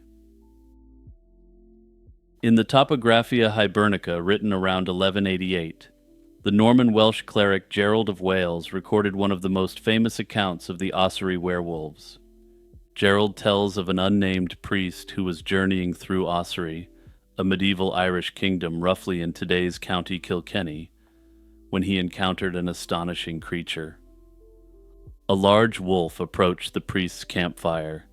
To the priest's utter amazement, the wolf began to speak, imploring him not to be afraid. The frightened priest demanded to know what sort of wolf this was, and the creature proceeded to explain its tragic story, as was the style for Irish werewolves at the time. According to Gerald's account, the wolf revealed that he and his wife were in fact natives of Ossory, who labored under a powerful curse. Long ago, Saint Natalis, a local abbot, had punished their people for an unspecified sin. As a result, a man and a woman from Ossory were condemned to transform into wolves every 7 years, banished to the woods in wolfish form. If they survived the full 7-year term, they would regain their human shape and return home. But there was a catch. Another man and woman would then take their place under the curse for the next 7 years. The talking wolf before the priest was one such accursed man, and his ailing wolf companion was actually his wife. Now she lay dying, and despite wearing the body of a wolf, she still had the soul of a human. The wolf implored the priest to give his wife the last rites of the church so that her soul would not be lost. Faced with this implausible request, the priest was understandably hesitant. To reassure him, the male wolf drew back the fur from his female companion's body, revealing the form of an elderly human woman beneath the wolfskin. Seeing this disturbing display, the priest's doubts vanished, and he accepted that the creature laying before him was in some sort of flux between wolf and human form. He performed the communion for the dying and prayed over the she-wolf, granting her the comfort of the sacraments. The male wolf remained by their side, speaking and responding with pious devotion throughout the ritual. After the she-wolf received her rites, the male wolf escorted the priest safely out of the woods. Before they parted, the wolf delivered a prophecy about the political future of Ireland and its recent Norman invaders, speaking with an almost otherworldly insight. News of this encounter soon spread, and Gerald writes that the priest later reported the incident to the local bishop, and a church synod was convened to investigate the matter. On Gerald's advice, the priest was even sent on a journey to present his story to the Pope in Rome. In other words, the medieval church took the Ossory werewolves seriously enough to seek judgment from the Holy See. Gerald of Wales's narrative is dramatic and eerie, But it is not an isolated folk tale. It sits at the crossroads of medieval religion, folklore, and colonial politics. A number of unique features make the Ossery werewolves stand out from typical werewolf lore. For one, these werewolves talk and are far from being mindless beasts. They speak rationally about God, ask for sacraments, and deliver prophetic statements. In fact, they're very well-mannered and keep their word as well, behaving better than many non-werewolf humans would.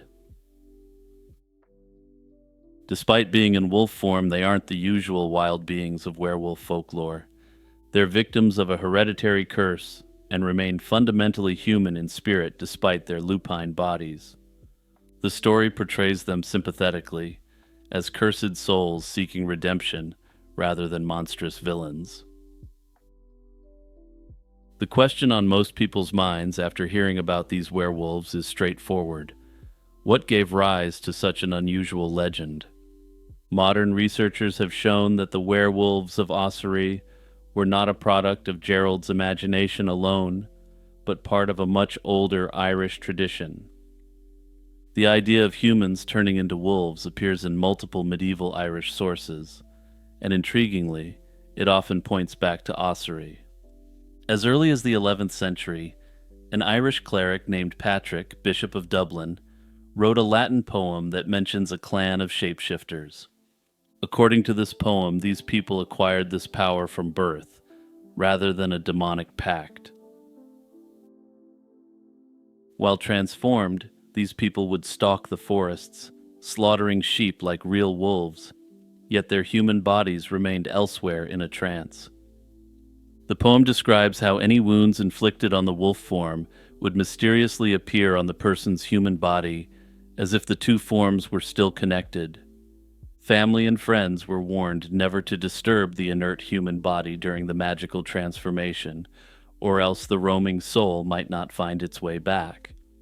Notably, the poem explicitly ties this wonder to ancestry. It was an inherited nature, which parallels the Ossery tale of a curse passed down through generations. The kingdom of Ossery itself had long-standing wolf associations. In medieval Irish genealogy, the kings of Ossery claimed descent from a legendary figure named Leanech Faelad, whose nickname literally means wolf-like or wolf-man. According to this, the Ossery kings and their descendants supposedly carried the power, or curse, of transforming into wolves.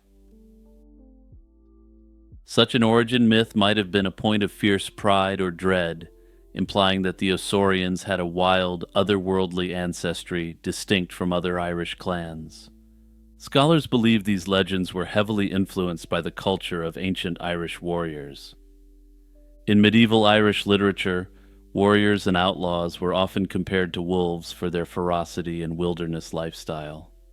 Bands of young warriors lived in forests, surviving as hunters, and were sometimes described as taking on wolf-like characteristics. Further, there are accounts of Irish fighters wearing wolf skins or adopting wolf-inspired hairstyles as they went into battle or raids.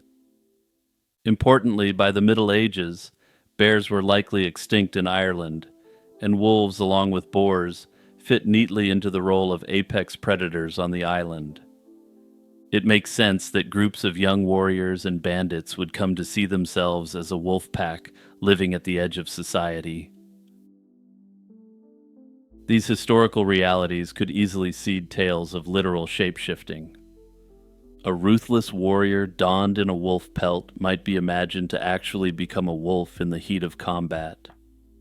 Over time, such stories could grow into the full-blown legend of a tribe of werewolves inhabiting Ossery. This in turn could lead to a genealogy where the kings of Ossery are descended from a clan of werewolves. In turn, over time, this legend could have further morphed into the tale told by Gerald of Wales. In other words, the Ossery werewolves legend may preserve echoes of a very real practice.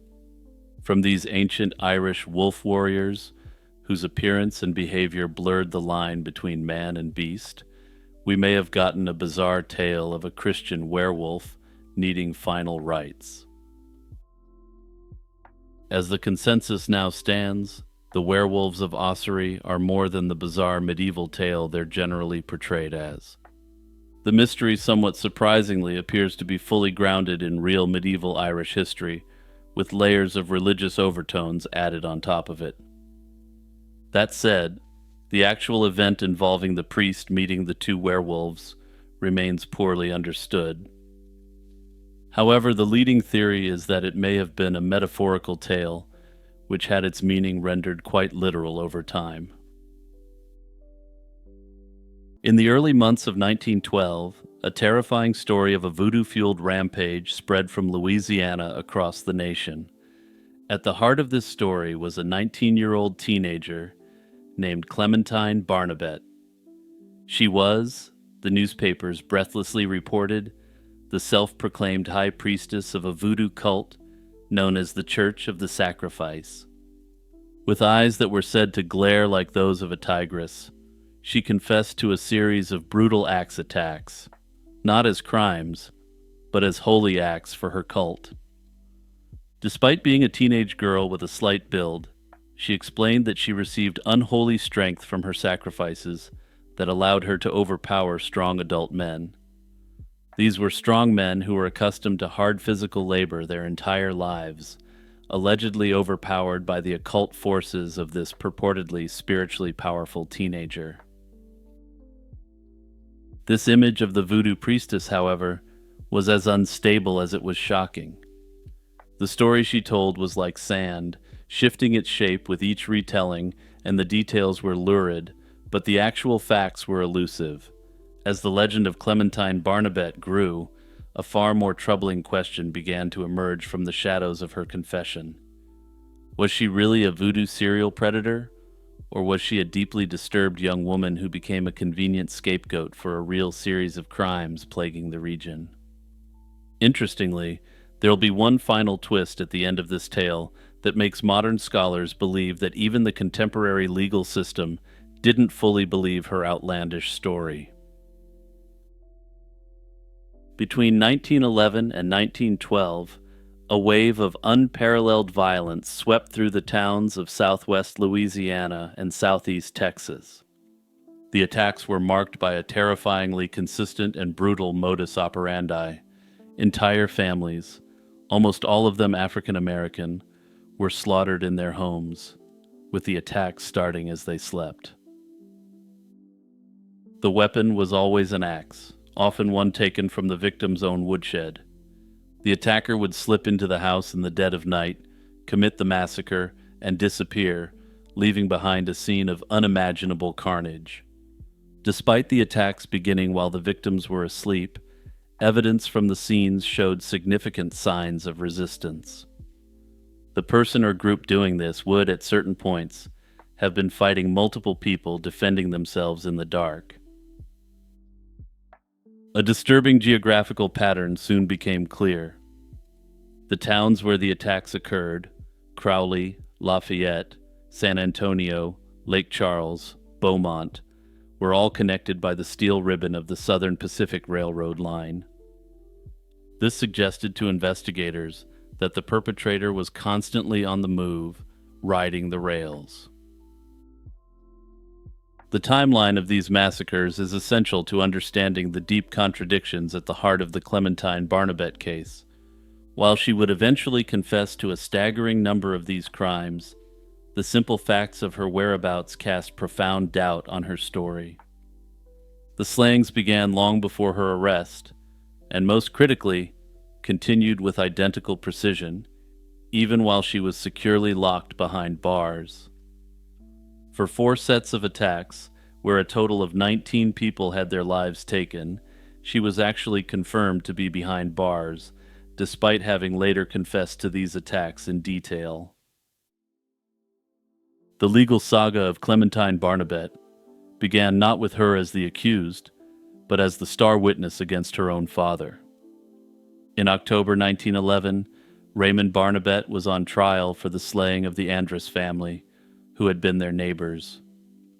Clementine took the stand and delivered damning testimony, swearing that her father had returned home on the night of the attacks, bragging that he eliminated his annoying neighbors.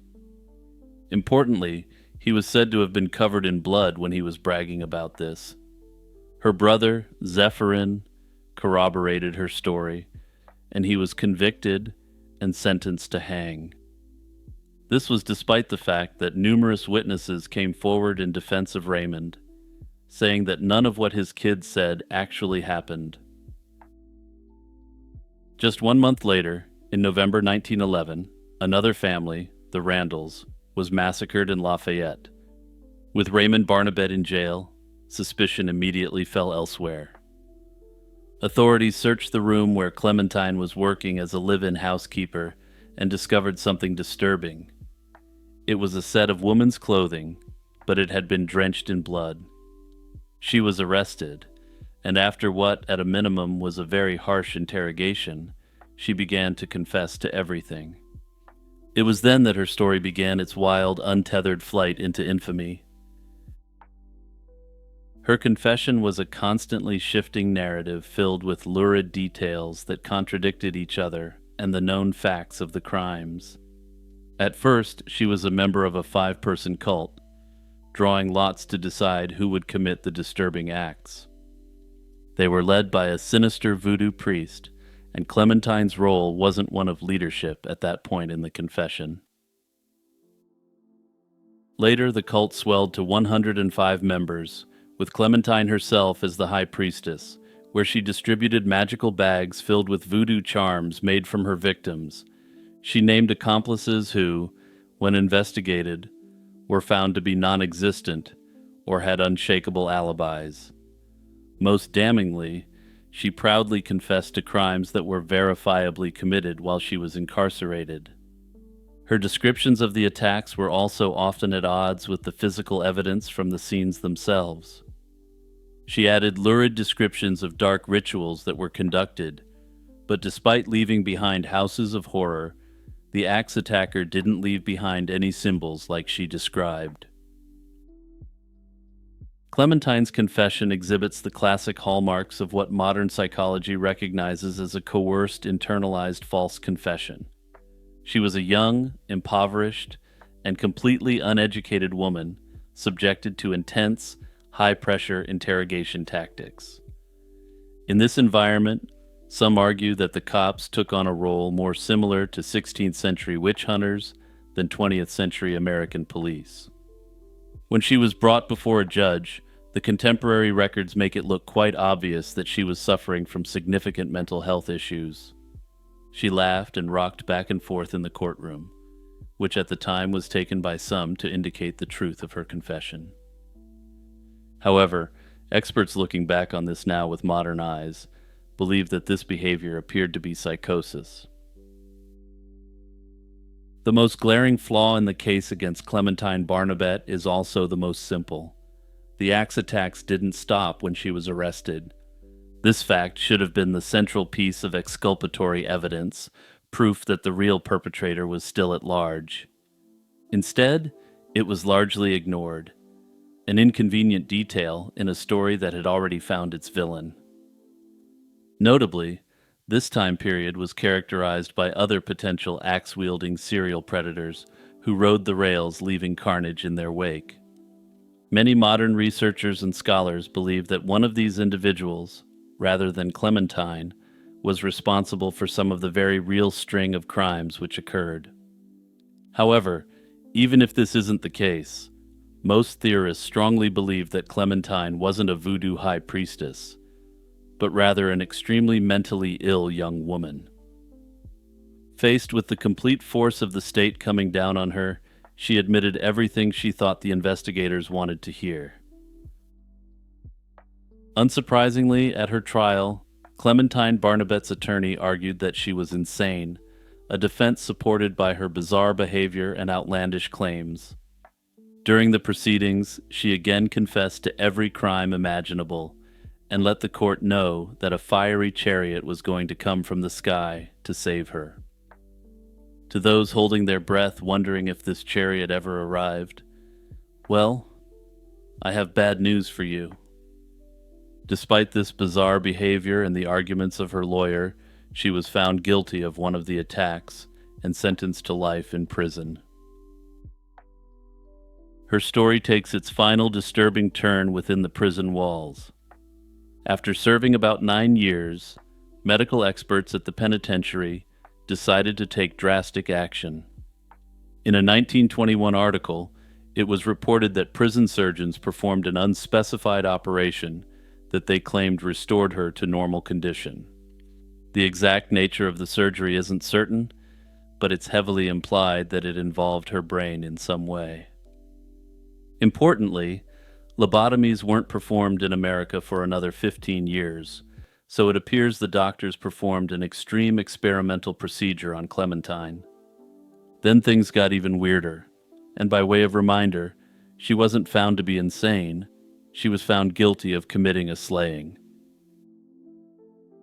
On August 28, 1923, having been deemed cured of whatever her problem was, Clementine Barnabet was released from prison. Again, to emphasize how weird this was, she had been sentenced to life in prison with no possibility of parole, and she hadn't been found to be legally insane at the time of the crime. Being found cured thus ought not to have been grounds for the release. But the Louisiana authorities just up and let her loose upon the world. At the age of 29 or 30, she walked out of the prison gates and into complete obscurity, and there are no further records of her life. Her subsequent activities, her whereabouts, and the date and circumstances of her death are entirely unknown. This supposed axe-wielding voodoo high priestess simply vanished, never to be heard from again. One of the most compelling speculative theories about the Clementine Barnabet case is that she may have been deliberately set up to take the blame for a real crime. The discovery of bloody clothing in her room, the most damning physical evidence used against her, could easily have been planted. Under this theory, someone understood both the chaos of the investigations into the attacks and Clementine's disturbed and fragile mental state. The individual responsible for framing her likely knew she was already viewed as unstable, impoverished, and vulnerable to coercion. By placing incriminating evidence in her possession, they guaranteed suspicion would fall squarely on her. Once the police found the blood-soaked garments, investigators seized upon Clementine as their perfect suspect. Her erratic behavior and clear signs of psychosis only reinforced the narrative that she was guilty, even when her confessions grew inconsistent and impossible.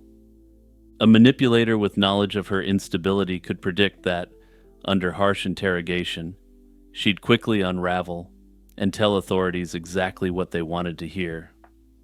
Under this theory, Clementine became the convenient scapegoat, her life destroyed while the real predator continued to stalk the rail lines unchecked. Personally, I find Clementine's brother Zephyrin's behavior suspicious because he eagerly supported the case against their father. This was despite the fact that all other witnesses contradicted the testimony against him. It feels to me that Zephyrin could have been subtly manipulating her and feeding into her delusions while committing at least some of the crimes himself.